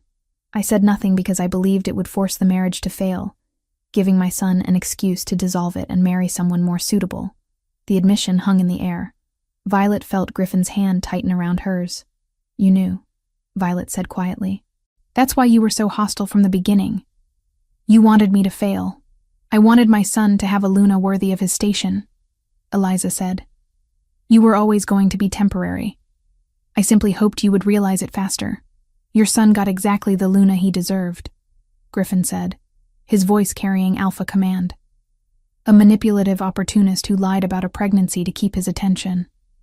Meanwhile, Violet has shown more honor and strength than Cole could ever understand." Morrison stood. "Mrs. Hartfield, your objection is noted and denied. The claiming ritual will proceed as scheduled. This council has spoken." After Eliza left, Violet felt surprisingly calm. The final piece of the puzzle had fallen into place. Eliza's hostility hadn't been about Violet's worth. It had been about protecting her son's ambition at any cost. "Are you okay?" Griffin asked once they were alone. "I'm better than okay," Violet said. "She doesn't get to define my value anymore." None of them do. The full moon rose over Riverbend territory in brilliant silver glory. The pack gathered in the clearing designated for sacred ceremonies, forming a circle around the ritual space. Violet wore a simple white dress, her long chestnut hair loose around her shoulders. Griffin stood waiting, dressed in traditional ceremonial clothing, his honey-colored eyes reflecting the moonlight. The pack elder began the ceremony with words older than memory. "We gather under the moon goddess's light to witness the bonding of two souls. Griffin Westbrook, Alpha of Riverbend, and Violet Hayes, do you come freely to this claiming?" "We do," they said in unison. "Then speak your truth." Griffin took Violet's hands. "I claim you as my mate, my Luna, my equal in all things. I vow to protect you, to honor you, to stand beside you in joy and in struggle. My wolf recognizes yours. My soul calls to yours. Before the moon goddess and this pack, I bind myself to you willingly." Violet's voice was steady despite the emotion flooding through her. "I accept your claim. I claim you as my mate, my alpha, my partner in all things. I vow to stand with you, to support you, to build a life beside you. My wolf recognizes yours. My soul calls to yours. Before the moon goddess and this pack, I bind myself to you willingly." The moment the words were spoken, Violet felt it, the mate bond snapping into place like a golden thread connecting her heart to Griffin's. It was nothing like the hollow farce with Cole. This was real, powerful, sacred. She could feel Griffin's emotions as clearly as her own. His love, his joy, his absolute certainty that she was his. The elder smiled. "Then by the moon goddess's blessing, I pronounce you mated. What the goddess has joined, let no one tear asunder." Griffin pulled Violet into his arms, and when they kissed, the pack erupted in celebration. The bond between them pulsed with shared happiness, and Violet felt her wolf rise to meet Griffin's in perfect harmony. Later, in Griffin's private quarters, they lay together beneath the moonlight streaming through the windows. The claiming was complete, the bond forged. Violet traced patterns on Griffin's chest, marveling at the certainty she felt. "I never thought I could feel this safe with someone," she admitted. "This scene, you never have to hide with me," Griffin promised. "Not ever." The next morning brought an unexpected visitor. Theodore Hayes stood at the pack house door, looking older and more uncertain than Violet had ever seen him. "May I speak with you?" he asked when Violet answered. They sat in the garden, the early morning air crisp and clean. Theodore struggled to find words, his hands clenching and unclenching. "I've spent the last month thinking about what I said to you," he began finally. "About Catherine. About how I let a ghost steal my relationship with my living daughter. And I realized I've been a coward. Dad, please let me finish." Theodore's voice cracked. "You deserved a father who saw your value, who celebrated your strengths, who protected you instead of using you. I gave you none of that. I sacrificed you to fix my own regrets, and I almost destroyed you in the process." Violet felt tears burning behind her eyes. "Why are you telling me this now?" "Because I watched you fight Cole in that clearing, and I saw the woman you've become despite my failures. Because you deserve to know that your worth was never in question. Only my ability to see it." Theodore met her eyes. "I'm sorry, Violet, for all of it. And I understand if you can't forgive me." Violet was quiet for a long moment, feeling the weight of years of hurt and disappointment. But she also felt Griffin's presence through their new bond, steady and reassuring. She had built a life beyond her father's approval. His recognition of his failures didn't erase the damage, but it was a start. "I'm not ready to forgive you," Violet said honestly. "Not completely, but I'm willing to try rebuilding something. On my terms, with clear boundaries. I'll take that," Theodore said, relief flooding his expression. "Whatever you're willing to give, I'll take it." Griffin appeared in the garden doorway, and Violet felt his question through their bond. She nodded, and he came to sit beside her, his hand resting supportively on her shoulder. "This is my mate, Griffin Westbrook," Violet said, and the pride in her voice was unmistakable. "And this is my pack now. If you want to be part of my life, you'll need to respect that. Theodore extended his hand to Griffin. Thank you for seeing what I was too blind to recognize. For giving my daughter the support she deserved. Violet saved herself, Griffin said firmly. I just gave her space to do it. As her father left, Violet leaned into Griffin's embrace, feeling the bond between them warm and constant. She had lost so much over the past months, a marriage, her faith in her family, her sense of safety. But she had gained something infinitely more valuable. She had found herself. She had found her strength. And she had found a love that was real, chosen, and absolutely hers. Chapter 8. New Territory. 6 months after the claiming ritual, Violet stood at the podium in the Riverbend Community Center, addressing a room full of shifters who had come from 5 different packs to hear about the trauma rehabilitation program she had developed. Recovery isn't linear, Violet said, her voice steady and confident. Some days you'll feel strong. Other days, the weight of what happened will make it hard to breathe. Both are normal. Both are part of healing. She spoke from experience.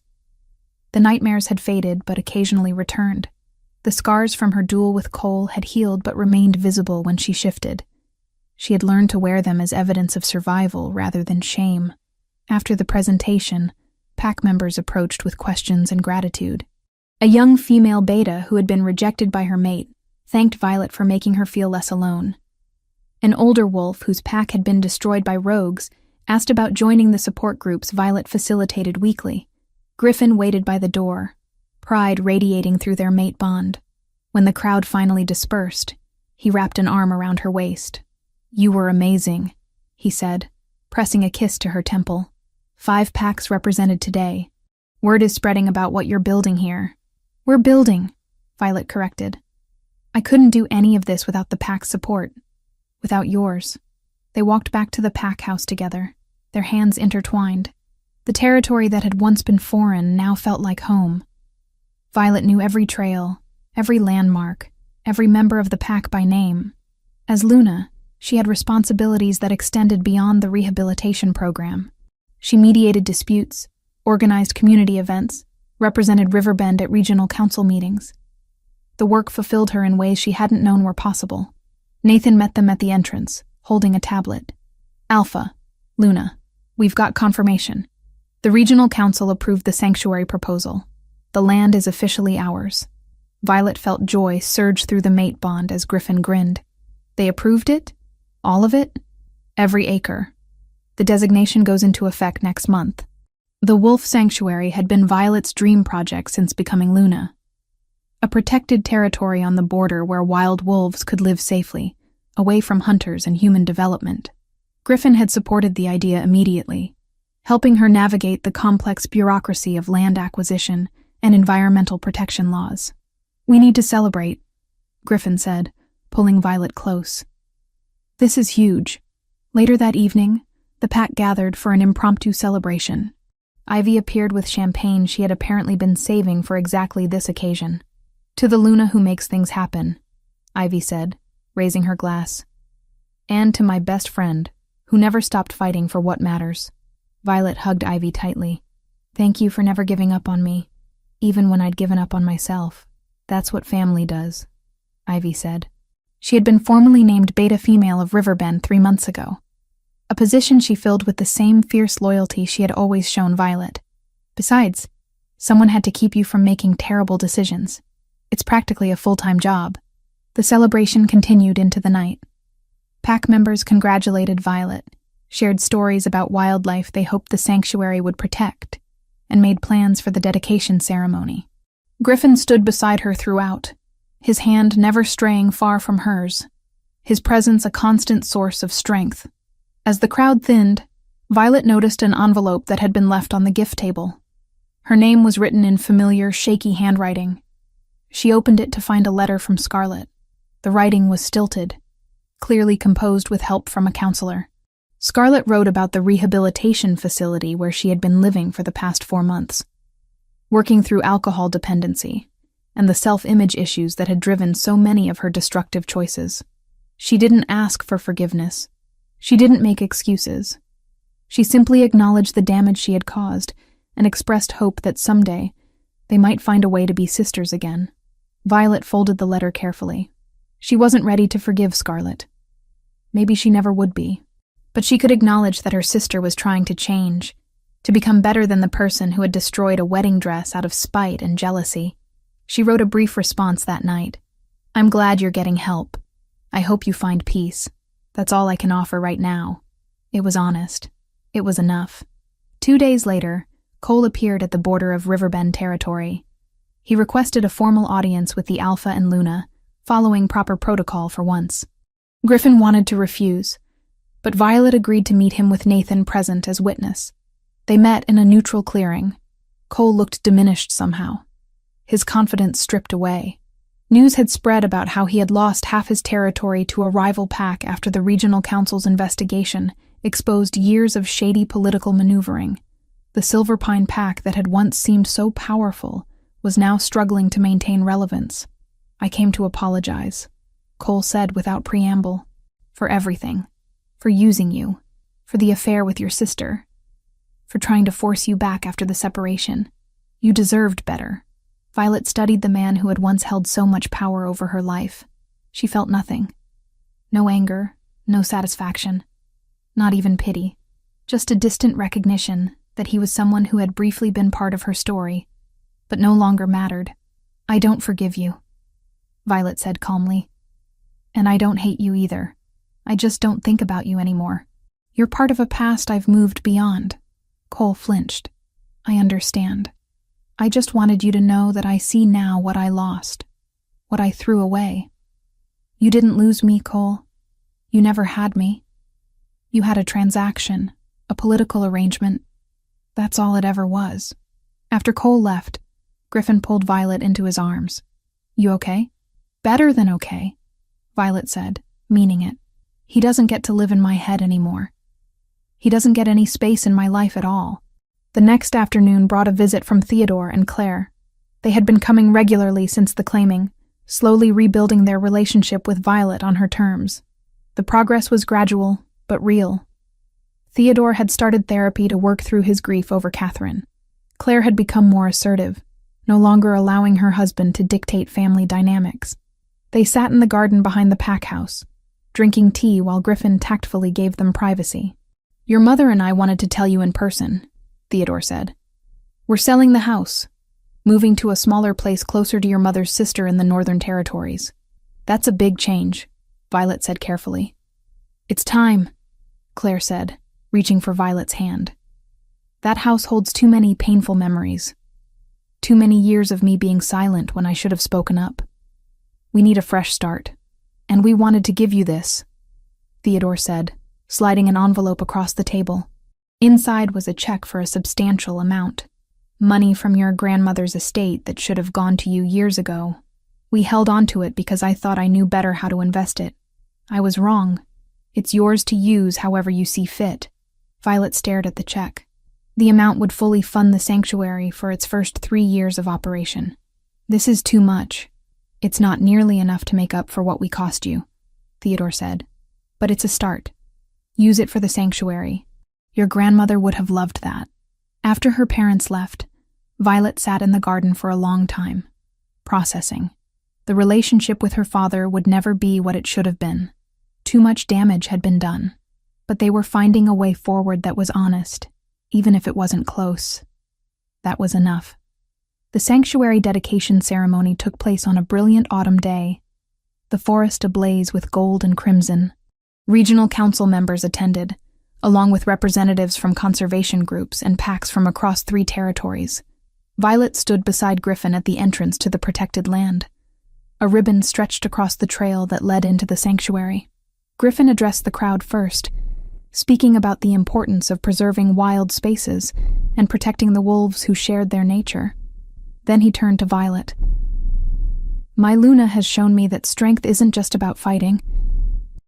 It's about healing. It's about taking something broken and making it whole again. This sanctuary represents that vision, a place where what was once threatened can now flourish. It's my honor to give her the stage." Violet stepped forward, her voice carrying clearly across the assembled crowd. "6 months ago, I stood in this forest, broken and lost, convinced I had no value. Today, I stand here as Luna of Riverbend, as the founder of this sanctuary, as proof that our worst moments don't define us. They refine us. They show us what we're capable of surviving and what we're capable of building from the ruins. She took the scissors from Nathan and cut the ribbon. The Hayes Westbrook Wildlife Sanctuary is officially open. Applause erupted. Griffin pulled her into a kiss that made the crowd cheer louder. Through their bond, Violet felt his absolute joy, his pride, his unwavering love. As the crowd dispersed to tour the sanctuary trails, Griffin and Violet walked to the highest point of the protected land. Below them, forest stretched in every direction, wild and beautiful and safe. "I keep thinking about that wedding dress," Violet said quietly, "the one Scarlet destroyed. At the time it felt like the worst thing that could happen, like an omen of everything that would go wrong. And now?" Griffin asked, his arm around her waist. "Now I think maybe it was exactly what needed to happen. That dress was for a marriage built on lies. I needed it destroyed so I could find my way to something real." Griffin turned her to face him, his honey-colored eyes warm with love. "You found your way to yourself. I just had the good fortune to be in your path when you did. Best trespassing incident of my life," Violet said, making him laugh. They stood together, watching the sun paint the sky in shades of gold and rose.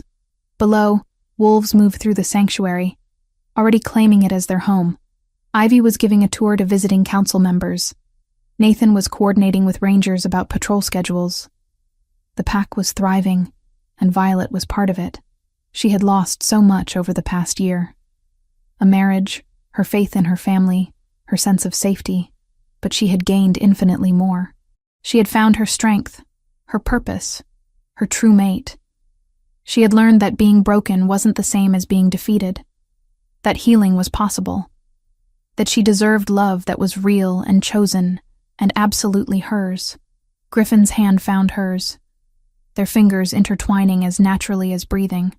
Through their bond, she felt his contentment, his certainty that they were exactly where they belonged. The future stretched before them, full of possibility and promise, and Violet was ready for all of it.